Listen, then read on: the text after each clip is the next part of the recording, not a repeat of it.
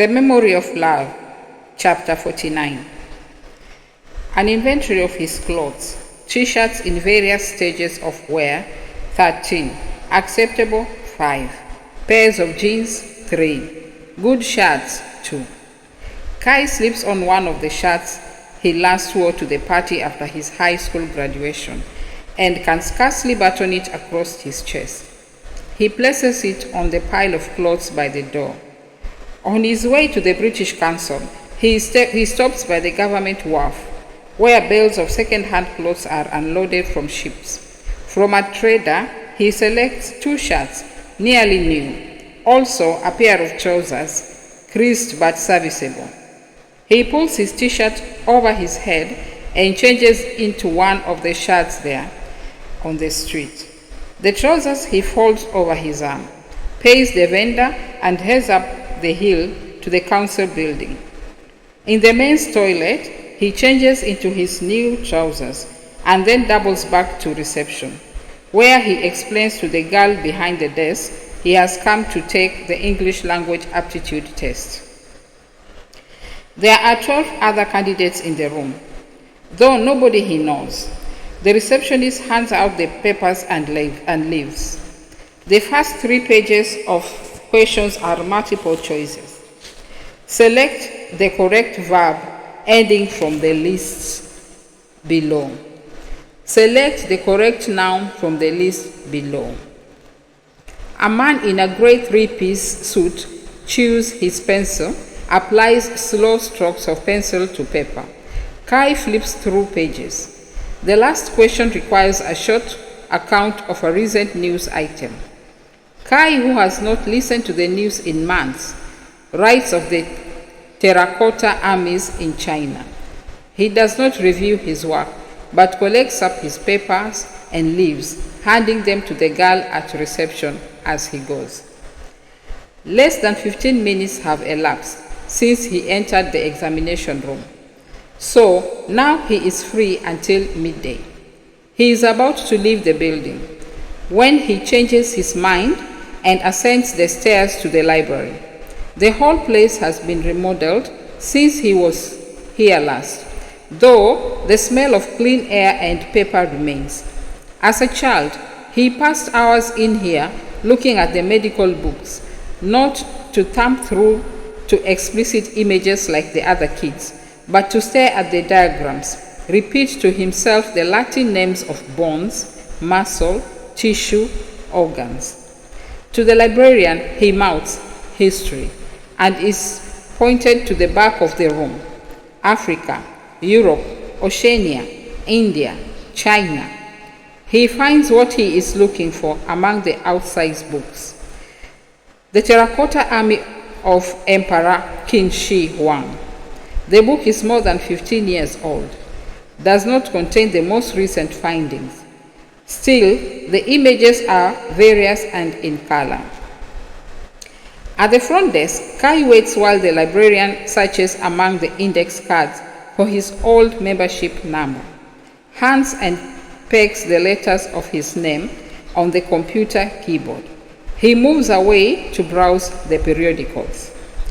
There, standing in the narrow aisle, he sees her. She is working at one of the desks, facing the wall, her back to him, head bent over a book. Several other volumes sit upon the floor by her foot, 2 more next to her elbow.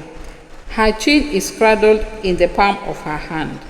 With her free hand, she flicks the end of her scarf over her shoulder. With a gesture to utterly familiar, it nearly wins him. For a year, nothing now, twice in a matter of weeks. For all of those months, he had lived inside the cold, bright tunnel of medicine. Once he'd passed her standing at the roadside, her arms full of books. He did not wave or call to the driver to stop. Instead, he sped past, away to a future without her. Now Kai stands and watches Neneba. It would be so easy to speak to her. He should tell her, perhaps, that he is leaving. After all those arguments, now none of it matters. And yet, what of consequences? can he tell her in just a few minutes, here in a public library? What can he say that would make any difference? He should tell her about that night on the bridge, the days before and after.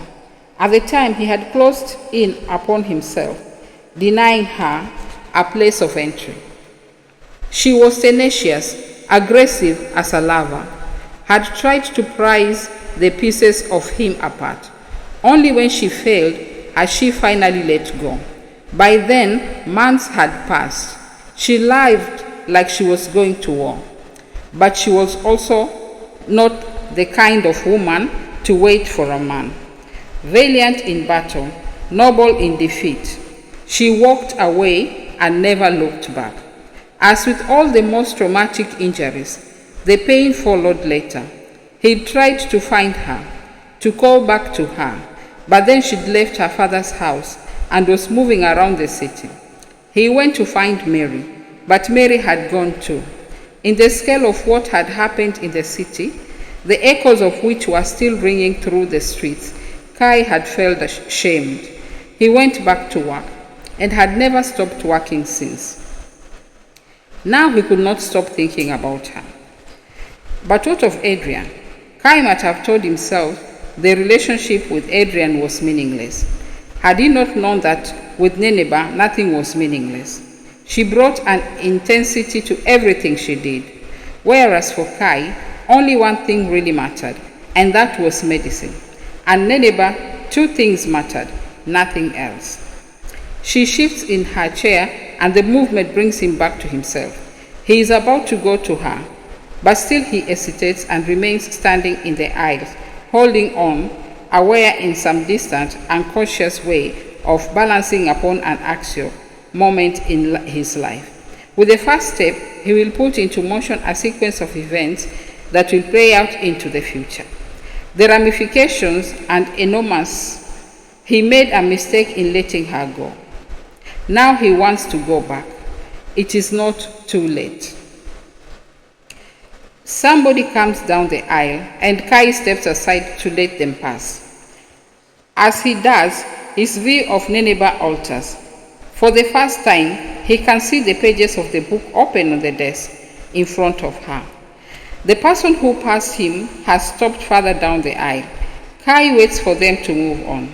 He angles his head so he can see what Nineveh is reading.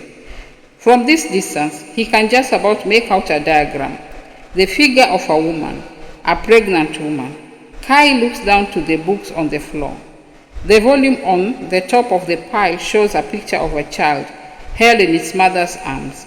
Something for Mary, perhaps. Mary was probably too busy to visit the library. She might have asked Nineveh to look something up for her. Even as Kai tells himself this, he knows it isn't true. In front of him, Nineveh stretches and flexes her spine before relaxing back into position. More telling than the visible swell of her stomach is the way she touches it with her right hand, a slow circular caress before she turns another leaf of the book. The library, the shelves, the strip, lighting have all disappeared. Kai cannot hear. He is in a deafening tunnel of wind. He reaches out and holds on to a shelf. Inside his mind, he is rushing backwards, away from the place in his mind he was only moments before, the place from where he had seen the possibility of a future with Nineveh. The man in the aisle is looking at him. Kai concentrates on closing the thoughts off, one by one, realigning his whole being. His command of himself is almost total. It is an effort of will. And when control has been resumed, he turns and walks back to the front desk, where he picks up the book of Fodé.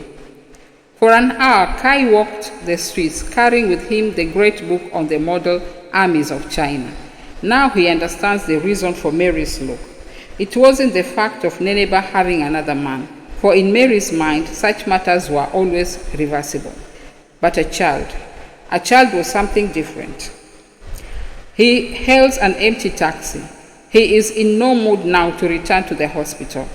He directs the driver out towards the west of the city, to the bars along the beach, promises him sufficient fare not to take other passengers. Sitting at a bar, one he has never been to before, Kai orders a beer and sits with the book upon his lap, staring at the horizon. After a few sallies, the barman has abandoned his attempts at banter. Now the man sits on the opposite side of the bar, staring as moodily as Kai at some unknown point. A white woman is walking up the beach, dressed in tight black shorts and trainers, a ponytail pushed through the back of her baseball cap, arms bent like a jogger, her chin pointed forward and her backside pushed out behind her. Kai watches as she heads up the beach, the ponytail swimming from side to side, like a metronome. About 100 yards further on, he sees her turn back on herself. He is still watching her as she heads up the beach towards the bar. She sits on a stool and orders from the barman. She is not, Kai thinks, especially pretty, though she behaves otherwise, flicking her blonde ponytail and wriggling on the bar stool. Any minute now, she will start to talk to him, begin to ask him questions and demand that he reveal himself to her. Before such a thing can happen, he places the book on the bar, swings himself off his stool, and heads out across the sand towards the water. At first, his intention is to do no more than walk along the line of the surf, but the sand is hot underfoot. He feels constrained by his shirt and undoes a few buttons at his throat, and then a few more, before he removes it altogether. Trousers and flip-flops follow.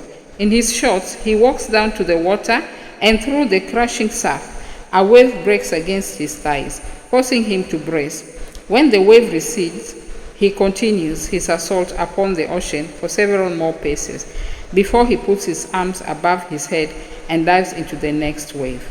Silence. Water, warm as blood. He feels himself being pulled out to sea by the strength of the undertow, stretches out his arms and allows himself to drip.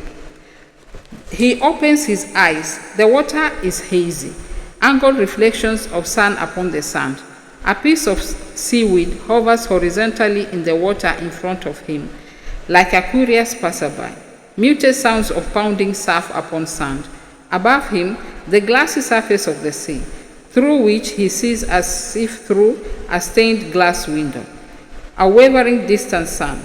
He crashes through the surface and turns on his back, sucking air into his lungs, and kicks out.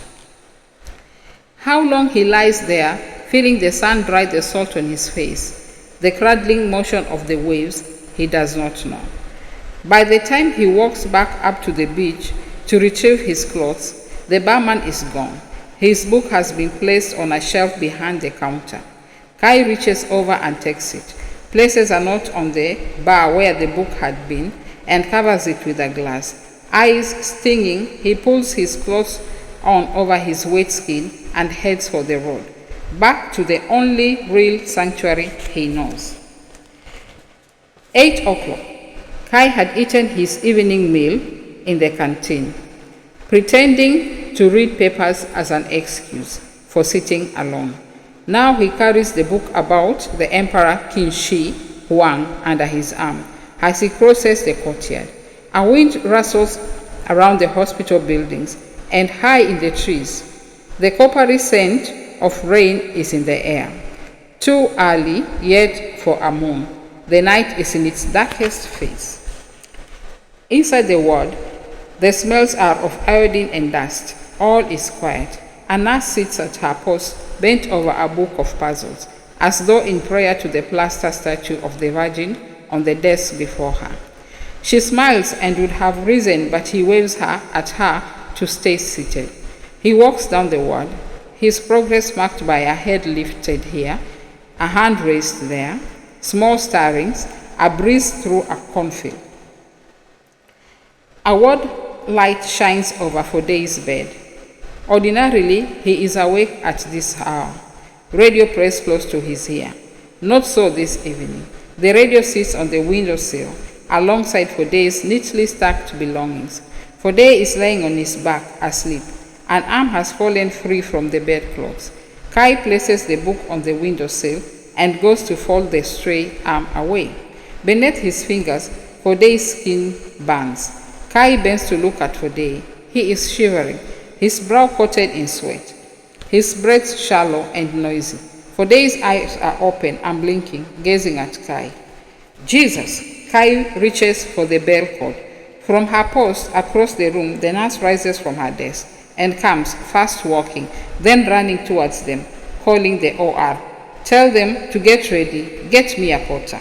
She looks at him and blinks, momentarily frozen, snapped back into being by the sound of Kai's voice. Move! He waves a hand in front of Fode's face and is pleased to see him respond. There is even the shadow of a smile. What are you trying to do here, my friend? Kai says. Undo all my good work? In the operating theater, Kai takes a circular saw and cuts through the cast on Fode's leg, pulling apart the two sides with a sound like splitting wood. A fine layer of plaster of Paris dust coats the floor and his feet. Bending the overhead light down over the foot, he checks carefully each of the surgical incisions. They appear to have healed well a month on from the operation. The cast has been changed once already. Get me a torch, he tells the nurse, and asks someone to find out if Seligman is around. Kai moves the light of the torch inch by inch over the sole of Fode's foot, where the skin is dry and flaking from the weeks in plaster. Hold his leg up for me, please. Now he inspects the long tendon scar. There, he missed it the first time. A sinus tract over the healing scar tissue. He takes a scalpel and makes a small incision close to the wound, presses with his finger. A thick stream of pus jets out. Seligman enters through the double doors, gives a long, low whistle and a shake of the head. This country of yours, everything rots. You must make very good compost. He bends to gaze at Fode's leg. Explore, debris, remove any narcotic tissue. He blows out under his face mask. Textbook stuff. Still looks like this is going to set us back a bit. What time is it? Midnight? 1 o'clock. He doesn't know, and now he thinks about it. Doesn't care. He is lying on his back, staring at the stars. Now, which is the plow? He has never, for the life of him, been able to see why it should be so cold. People in the past had tried to show him, to point out the shape, but he couldn't see it. He couldn't see it at all. He hiccups and then burps wetly. He is drunk. Neneba, he would have liked to touch her, just to hold her hand in his, to feel her skin. He used to like to grip her lightly with one hand at the side of her cheek, her neck. She would tilt her head and trap his fingers. How easily they spoke of love. And yet, when she needed the certainty of his feeling for her, he'd let her slip away, never able to bring himself to tell her about the ways in which he'd been changed. He'd been incapable, and in being incapable, he'd let Neneba believe the problem lay with her. Something bumps the side of his head, a piece of wood, something covered in tar, a lump of odd polystyrene. He sits up slightly and flounders in the water, is hit by a passing wavelet, and momentarily submerged. He wipes his face and looks at the distant shore. There are still people at the beach bar, to which he had returned later in the evening, and where the barman had unconsciously welcomed him. Spurred by a memory of the peace he had found in his mid-afternoon swim, Kai had taken to the water for the second time in a day, drifting along like an abandoned boat, one whose occupants have drowned, a pitch-black, perfect peace. He lays his head back in the water and searches for the plow. He ought to be getting home. He lifts his head again, tracks the cones of a car's headlights down the long beach road, and he thinks and lays his head back upon his pillow of water.